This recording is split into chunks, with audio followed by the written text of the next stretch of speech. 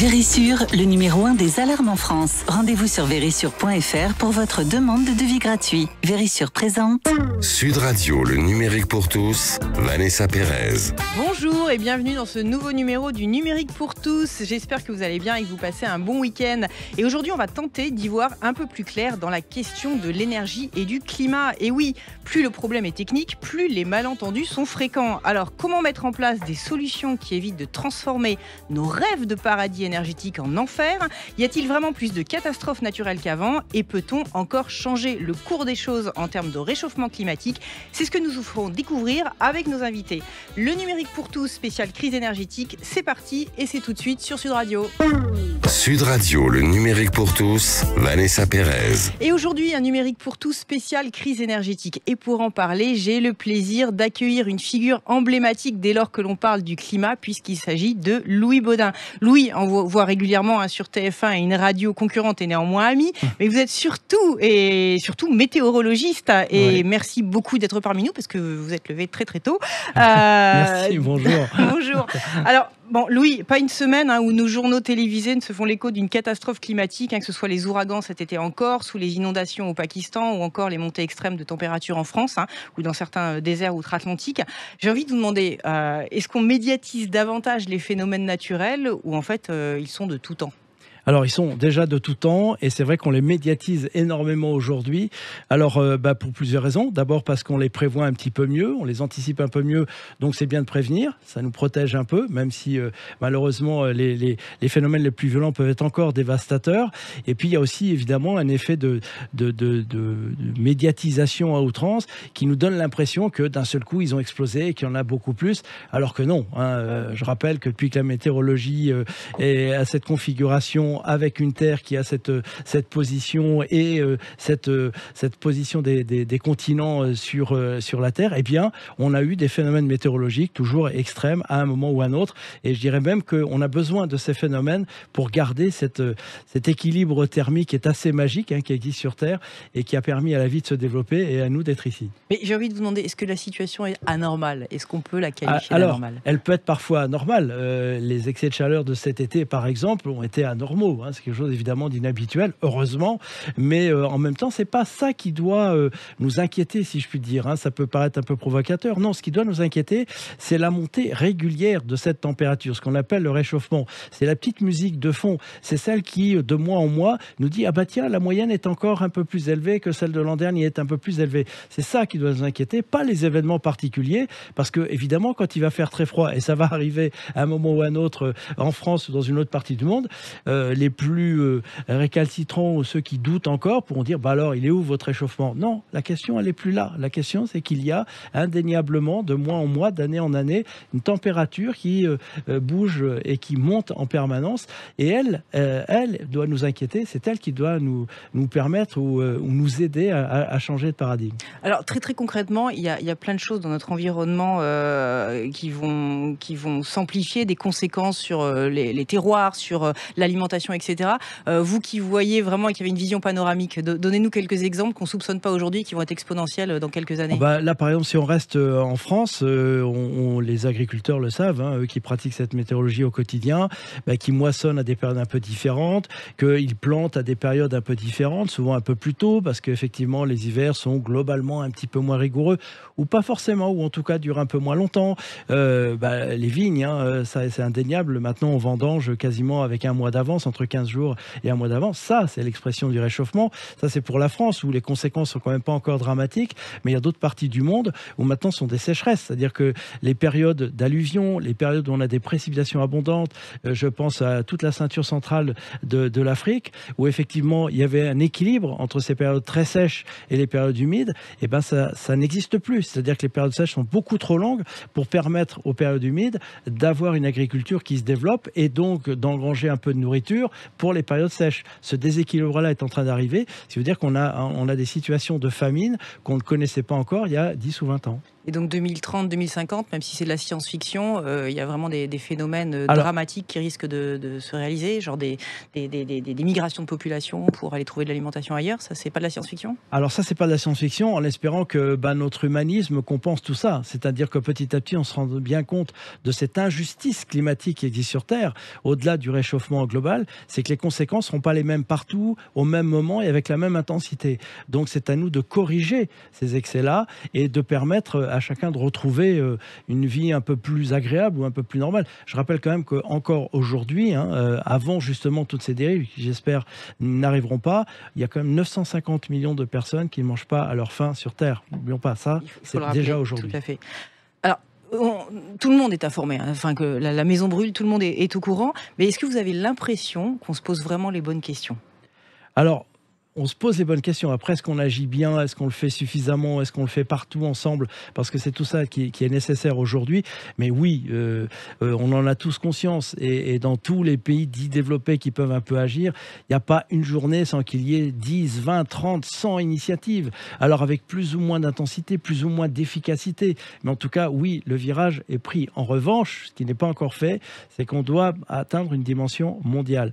Je redis ça et je le répéterai inlassablement, quand on pense à la nature, à notre rapport à la planète, à la pollution, à l'environnement, il n'y a pas de frontières.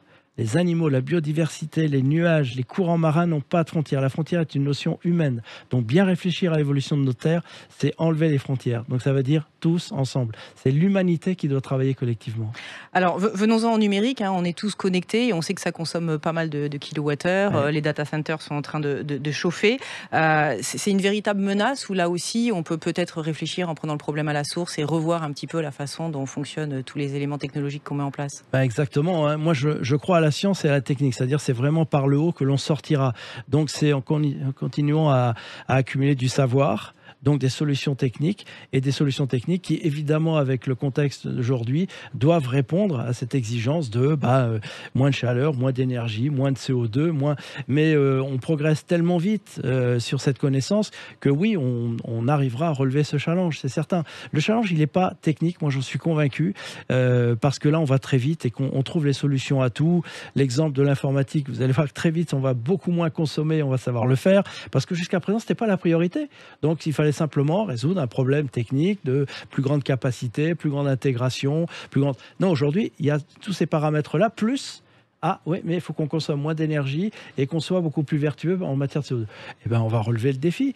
Ça aura un coût, ça va prendre un petit peu de temps, mais on va le faire. En revanche, le partager, les échanges économiques pour que tout le monde puisse en profiter en même temps, parce que c'est une action collective et en même temps qui résoudra le problème, ça, on n'y est pas encore. Et vous pensez qu'aujourd'hui, donc n'importe quel entrepreneur qui monte une solution technologique devrait justement, pour être dans un cercle vertueux, intégrer cette réflexion et se dire, je ne dois pas faire consommer encore plus, mais le présupposé est d'avoir une solution technologique qui respecte l'environnement et la consommation. Exactement, il faut espérer que tout produit technologique qui sort aujourd'hui et dans les prochaines années intégrera ça.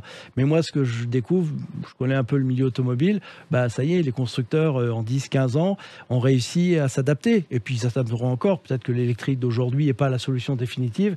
Ils en trouveront une autre. Mais en tout cas, ce qu'ils sortent aujourd'hui, à chaque fois, est beaucoup plus vertueux en matière d'environnement. Les ordinateurs, les smartphones, tous les éléments techniques, regardez bien, vous verrez que la consommation, que l'usage de produits rares, tout ça diminue à chaque fois. Alors certains diront c'est pas assez vite, c'est trop, on consomme. Je suis d'accord, mais en termes de technologie, on avance. À chaque fois, c'est un petit peu plus vertueux. Alors pour vous, c'est plutôt un état d'esprit en fait qu'une solution technologique. Mais bien sûr. C'est quoi cette posture que vous défendez? Moi, je le répète, c'est pas le problème technique, on saura le résoudre. On saura absorber le CO2, on saura le compenser, on saura moins consommer. En revanche, apprendre à partager à 7,5 milliards, peut-être 8 milliards bientôt, avec une action collective, avec le respect des uns et des autres, donc avec le sens de la civilisation porté à un niveau qu'on n'a jamais eu à défendre jusqu'à maintenant. On défendait des pays, un précaré, une culture, dans des endroits. Là, d'un seul coup, on a à défendre un collectif qui est l'humanité, 7,5 milliards d'individus sur une planète où on sait qu'on ne va pas en partir tout de suite et qu'il faut qu'on s'en empare collectivement. C'est ce travail-là, c'est devenir ce citoyen du monde qui aujourd'hui est pour moi la priorité. Ouais. Et justement, à titre individuel, parce qu'on se perd un petit peu en se disant la résultante de l'action collective. Hein. Nous, en France, on est juste 1% du monde. Même pas, 0,48%. Autant pour moi, 0,48. À titre individuel, qu'est-ce qu'il faut faire? Peut-être juste après cette émission, c'est quoi l'état d'esprit dans lequel il faudrait être, peut-être, pour se dire, je vais contribuer à... D'abord, c'est continuer à essayer d'apprendre, à être curieux. Donc ça veut dire à suivre les innovations. Pourquoi? Parce qu'en fonction de son environnement familial, économique, tout simplement, j'ai les moyens, j'ai pas les moyens, peu importe, il n'y a pas à juger, mais surtout pas, quoi. Ne jugeons pas celui qui ne fait pas telle ou telle chose. Non, que chacun, dans son précaré, se dise « Ah bah tiens, j'ai lu ça. Ah bah oui, ça je peux le faire. » Voilà, juste ça. Mais ça veut dire quoi? Avoir du savoir, rester curieux, rester impliqué, et ensuite, les solutions, elles arrivent. On communique, on peut apprendre, on peut lire, on a les réseaux sociaux qui ont des mauvais côtés, mais qui en ont des bons aussi. Donc, si on veut s'informer, on peut être au courant en permanence de toutes ces innovations, et donc juste après, à s'adapter et à les suivre quand on en a ou les moyens, ou l'envie, ou la possibilité dans son contexte. Et vous êtes optimiste? Vous pensez que vous pourrez nous annoncer des bonnes nouvelles dans une prochaine météo? Ou alors on ne sera pas forcément là pour le voir, mais le travail commence aujourd'hui? Oui, alors c'est ça. Hein. Là aussi, il faut être altruiste. Hein. Il faut penser que les effets, il est probable que la plupart des personnes en vie aujourd'hui sur Terre ne verront pas les effets de manière spectaculaire. Mais en revanche, se battre et se dire que bah oui, tout ce qu'on va faire là, ça va servir pour les générations futures, ou même peut-être pour dans 10 ou 20 ans, ouais, je pense que c'est déjà motivant. Ouais.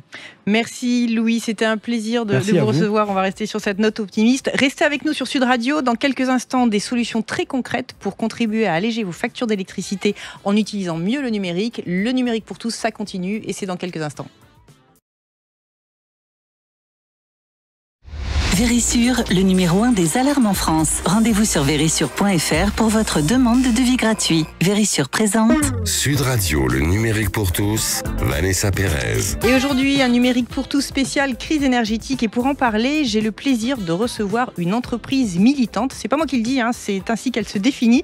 Une entreprise qui porte une attention sincère à l'autre et au monde et qui a vraiment pour souci de placer chacun au cœur de l'engagement collectif. Il s'agit de la Maïf. Philippe Tovel, bonjour. Vous êtes responsable de l'engagement de la marque et des actions sociétales de la compagnie d'assurance Maïf. Et en tant qu'assureur, vous jouez un rôle important dans l'éducation à l'impact du numérique sur l'environnement. Dans quelle mesure ce rôle incombe à un assureur ? On a commencé à traiter du sujet du numérique et nous impliquer parce que vous n'êtes pas sans savoir que notre vie numérique déjà n'est pas sans risque, sans parler justement de ces problématiques d'impact environnemental, que ce soit les risques d'image, cyberharcèlement, paiement frauduleux, etc. Donc, on a vraiment commencé sur cette dimension-là de jouer, d'assumer notre rôle d'assureur en matière de prévention des risques numériques. C'était des nouveaux risques à cette époque. Et effectivement, quand on est devenu entreprise à mission, on s'est posé la question de savoir si on ne pouvait pas aussi travailler sur cette dimension d'impact environnemental de nos pratiques numériques. Et c'est comme ça qu'on a voulu prolonger un peu notre domaine d'engagement en matière de risque numérique sur la dimension environnementale. Et pour ce faire, on a commencé à se poser la question, c'est déjà par rapport à tout ce que nous a dit Louis Baudin, c'est est-ce que les gens faisaient le lien entre justement cette évolution des désordres climatiques et le réchauffement climatique. J'allais vous poser la question, mais vous m'avez devancé. Et les pratiques numériques.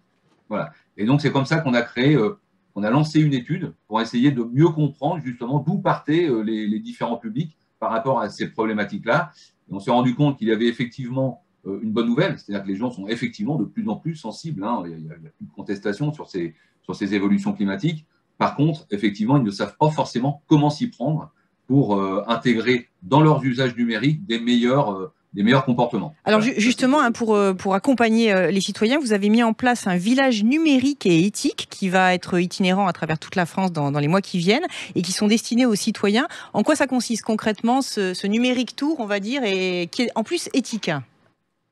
Alors là, l'objectif est vraiment de proposer sur l'ensemble des territoires, fort justement des différents développements que l'on a fait, des stands, des initiatives, des immersions autour du digital pour comprendre justement comment toute cette dimension numérique pénètre nos différents domaines d'activité, mais c'est surtout d'aller sur le territoire pour créer l'événement et valoriser un ensemble d'initiatives qui existent dans les territoires, portées par des associations notamment, mais qui ne rencontrent pas toujours leur public. Et c'est pour ça qu'on a décidé de faire ce village qui est conçu comme un point de rencontre entre des publics qui sont parfois éloignés du numérique et des apporteurs de solutions. C'est comme ça qu'on souhaite connecter les gens, parce que bien entendu, le numérique tour, il est présent pendant 2 jours dans une ville-étape, pour autant qu'on va lever le camp, les problèmes seront toujours existants, et quand on va partir, on aura mis en connexion justement les solutions locales avec les publics qui en ont le plus besoin. Donc le but, c'est de l'éducation, c'est de se rencontrer, de faire comprendre et de donner à voir des choses qu'on ne voit pas forcément au quotidien quand on utilise tous les appareils, pour peut-être faire changer les comportements. C'est ça l'objectif fondamental ? Oui, c'est ça. Et puis aussi de faire découvrir justement les acteurs qui, sur le territoire, proposent justement de façon très concrète des activités qui permettent de rentrer dans le concret justement de ces sujets-là. On peut très bien avoir sur un village un club qui propose de l'e-sport à des enfants et qui propose plutôt de venir jouer ensemble sur site plutôt que de rester chez soi enfermé dans sa chambre, et puis de pouvoir, à travers le jeu, aborder des notions comme les risques d'addiction aux écrans. Voilà. Donc, on a vraiment un ensemble d'acteurs qui proposent vraiment un ensemble d'activités. L'idée, c'est vraiment de passer par l'activité pour faire passer des messages de la façon la plus concrète. Par l'expérience, effectivement, c'est très très important. Quelques dates et quelques villes, étapes de ce numérique tour ? Alors, les dates là les plus immédiates, il va y avoir Varennes-sur-Allier les 27 et 29 octobre. On va être à Rieux-la-Pape le 8 et 10 novembre. Rochefort un peu plus tard. On essaie de rationaliser aussi un peu notre mouvement. Ça sera le 23 et 26 novembre, ou encore à Nogaro dans le Gers, 26, 27, 28. Donc, on est sur le mois de janvier par contre, et on essaie vraiment de créer des étapes où on prend le temps aussi de travailler en amont avec les acteurs du territoire pour voir comment on peut configurer le village au plus près de ce qu'ils ont envie de faire, de ce qu'ils ont envie de proposer justement aux personnes qui habitent autour des villes-étapes. En conclusion, c'est vraiment un geste militant pour vous d'aider le citoyen à ne pas subir, mais à comprendre, à prendre un peu de recul et à avoir une autre posture, on va dire, par rapport à tout ce qui l'entoure et notamment le numérique. C'est ça, être militant ? Oui, c'est exactement ça. Louis Baudin disait, il faut être curieux, il faut apprendre. Il y en a qui sont complètement en proximité avec ce sujet-là, donc effectivement, ils sont aguerris aux pratiques et ils comprennent mieux les sujets. Par contre, il y a des publics qui sont un peu éloignés, qui n'ont pas forcément l'habitude de tout cela. L'idée, c'est vraiment d'aller donner la possibilité aux gens de découvrir tout cela. Et c'est vraiment un objectif que la Maïf a dans sa communication, de faire à la fois la promotion de sa marque et de ses dispositifs, mais aussi la promotion des bonnes pratiques, en étant le plus concret possible pour vraiment aider les gens à être en connaissance de cause sur un sujet et de pouvoir agir autrement. C'est-à-dire que si on ne connaît pas le pourquoi, on ne peut pas changer ses actions parce qu'on a l'habitude, on est pris par les habitudes. Et c'est pour ça que c'est important de bien expliquer les phénomènes, mais aussi d'être très concret. Merci beaucoup Philippe. Je rappelle que toutes les informations du Numérique Éthique Tour sont sur le site de la Maïf. Vous pourrez avoir accès aux dates, aux lieux et à toutes les activités qui sont proposées. Merci beaucoup. Et pour terminer cette émission, j'ai le plaisir d'accueillir un entrepreneur, Bernard Lebel, qui est fondateur d'une plateforme qui va vous permettre au quotidien de gérer l'économie de votre entreprise, de votre association et de limiter votre empreinte carbone. Et ça s'appelle thegreenlink.co. J'insiste sur le .co. Alors Bernard, bonjour, merci d'être parmi nous. C'est quoi The Green Link, le lien vert en français ? Alors, pour commencer à répondre à cette question, je vais dire d'abord bonjour Vanessa. Effectivement, nous sommes tous concernés par le changement climatique et nous pouvons tous agir, et surtout quand on est au sein d'une entreprise ou d'une organisation. Je prends un exemple. Récemment, quelqu'un au sein de la mairie de Paris a proposé de couper l'éclairage nocturne. Ça vient d'une décision, une proposition individuelle, mais mis à l'échelle de la collectivité, c'est 60 gigawattheures qui ont été économisés. Alors 60 gigawattheures, c'est compliqué à comprendre, mais en fait, c'est la consommation annuelle de 14 567 habitants, si je ne me trompe pas, c'est-à-dire la taille d'une ville de type Saint-Jean-de-Luz. Dinan ou Saint-Omer, là, ça commence à parler. Donc, quand on est au sein d'un collectif, l'impact est plus fort et plus rapide et on améliore nos chances de courber la trajectoire climatique. Et des solutions ou des bonnes pratiques, il en existe des milliers, encore faut-il les connaître et les mettre en œuvre. Alors, concrètement, notre plateforme The Green Link, c'est une plateforme numérique, c'est-à-dire une application web collaborative qui est accessible sur abonnement et qui permet de piloter la transformation environnementale d'une entreprise. Dès lors qu'une PME souhaite améliorer son empreinte environnementale, nous pouvons l'aider à définir le parcours, à trouver des raccourcis et à mobiliser l'intelligence collective des employés. Nos clients disent que nous sommes le Waze du développement durable. Alors concrètement, je veux économiser du CO2 dans ma PME, que j'ai 3, 5 ou 25 salariés. Je ne sais pas par quel bout prendre le problème. Je vais sur la plateforme, je vais voir ce qui me correspond et là, je peux présenter un dossier à mon directeur en lui disant voilà, là, on peut économiser tant et sur une année, voilà les bénéfices. C'est un peu comme ça que ça se passe si je simplifie ? peu comme ça que ça se passe, effectivement. C'est-à-dire que plutôt que d'éviter de partir d'une page blanche, nous avons passé 2 ans et demi à chercher les bonnes pratiques, les solutions technologiques, les matériaux alternatifs. Donc, on a des bases de données de plus de 6000 actifs, 6000 raccourcis technologiques. Et il suffit après de se poser la question, est-ce que ces raccourcis ont du sens pour mon entreprise, mon organisation, dans ma géographie, dans mon industrie? Mais au moins, ce travail de partir de ce qui fonctionne déjà est un gage de mise en œuvre, parce que derrière, d'autres l'ont déjà fait avant vous. Donc, on n'est pas en train de réinventer la roue. Ce qui est un autre élément extrêmement important, c'est qu'on passe son temps à réinventer ce qui existe déjà. Donc, nous, notre rôle, c'est de mettre le développement durable au service des entreprises en leur permettant justement de s'inspirer de ce qui fonctionne déjà. Alors concrètement, vous avez des exemples dans l'automobile apparemment ou dans le dans l'automobile, c'est un des points que Louis rappelait tout à l'heure. Il suffit simplement que quelqu'un se dise on a 38 millions de véhicules particulier en France, qui passent en maintenance régulièrement.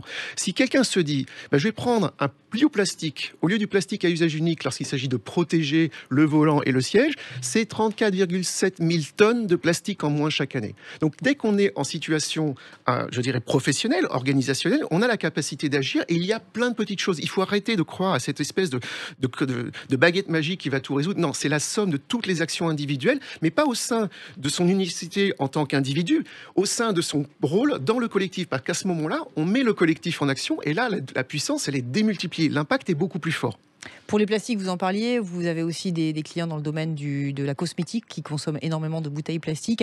Donc là, vous recensez toutes les solutions qui seraient des alternatives. Et il en existe à travers la planète. La difficulté, c'est que généralement, on est juste au courant de ce qu'il y a autour de son écosystème. C'est le fameux adage, j'ai perdu mes clés, il y a le lampadaire, je vais regarder en dessous parce que moi, il y a de la lumière. Non, c'est sans doute à côté, dans une allée. Et nous, notre rôle, c'est d'aller parser la planète avec nos intelligences artificielles pour justement ramener cette connaissance au service de tous, des PME, des grands groupes, et leur permettre tout un chacun de s'améliorer au quotidien dans toutes les fonctions, parce que toutes les fonctions ont un rôle à jouer. C'est pas qu'une question de production, c'est pas qu'une question de logistique. Qui sont vos clients en général aujourd'hui ? Aujourd'hui, on a eu le plaisir d'accompagner depuis 2019 le WWF en Suisse, les laboratoires Novo Nordisk en France et au Canada, le groupe Fromagerie Bell en France, et on travaille aussi, ça c'est des grands groupes, mais on a travaillé aussi par exemple pour l'agence Sugar, qui est une jeune agence de communication à Paris. Ils sont moins d'une quinzaine de personnes. Donc on a vraiment une plateforme qui aide toutes les entreprises, quelle que soit leur taille. On vous sent très engagé, hein. On avait l'assureur militant tout à l'heure, mais vous êtes un passionné. Vous croyez qu'on peut faire changer le cours des choses ? Je sais qu'on peut changer les choses. J'ai passé 3 ans et demi au Canada et pendant 3 ans et demi, j'ai ramené à mes fils des très bonnes nouvelles tous les soirs. On a trouvé un moyen avec CRISPR-9 d'arriver à corriger Alzheimer. On a trouvé un moyen de faire de l'impression jet d'encre de panneaux solaires sur des flexibles qu'on peut mettre autour. Donc je sais que les solutions existent. Ce qui manque, c'est la volonté de la mettre en place. Il faut que ce soit un mouvement positif et les employés et les employeurs ont tout intérêt à le faire parce que c'est bénéfique pour la planète, c'est bénéfique pour leur marque employeur et parce que sans ça, ils ne seront pas en activité dans 10 ans. Je demandais à Louis quelle était la posture qu'il conseillait, vous, la posture que vous conseillez d'adopter pour voir peut-être le monde un peu différemment et faire un petit pas, pas faire un grand pas on va dire, mais un petit pas pour l'humanité qui fasse du bien au collectif comme vous le dites. C'est chaque fois se dire qu'est-ce que je peux encore améliorer, parce que c'est pas quelque chose qu'on fera en une seule fois, c'est un vrai travail continu tous les jours et je rejoins Louis sur la curiosité. Il faut être curieux, il faut regarder ce qui se passe, il faut être humble et se dire je vais pas chercher à créer une nouvelle technologie, je vais déjà essayer de mettre en place ce qui fonctionne déjà et ça c'est énorme. Et les petits gestes au quotidien, on peut en faire dès que cette émission est terminée, c'est très simple. Là, je dirais pour les directions informatiques, par exemple, qui pourraient croire que c'est pas de leur rôle. Si vous passez en mode sombre, vous avez économisé 67% d'énergie. Dans un contexte climatique et surtout énergétique un peu tendu, ça c'est une règle, c'est une procédure, c'est une petite action de mise en place et c'est de leur ressort. Donc c'est pas qu'une question de la production, c'est pas de logistique, tout le monde peut le faire. Et ce qu'on fait chez nous, on devrait l'amener au travail en termes de réflexe. C'est ce qui a amené la... Merci Bernard, vous êtes un passionné. Merci pour votre engagement. Je rappelle thegreenlink.co. Allez voir, il y a sûrement une solution qui correspond à votre PME. Merci à tous nos invités, Louis Baudin et Philippe Touvel, de nous avoir partagé quelques clés pour essayer d'y voir un peu plus clair et de s'impliquer tout simplement et dès à présent. Le numérique pour tous, c'est fini pour aujourd'hui. Je vous souhaite une excellente semaine. Portez-vous bien et on se retrouve la semaine prochaine. Avec Vérissure, le numéro 1 des alarmes en France. Rendez-vous sur vérissure.fr pour votre demande de devis gratuit.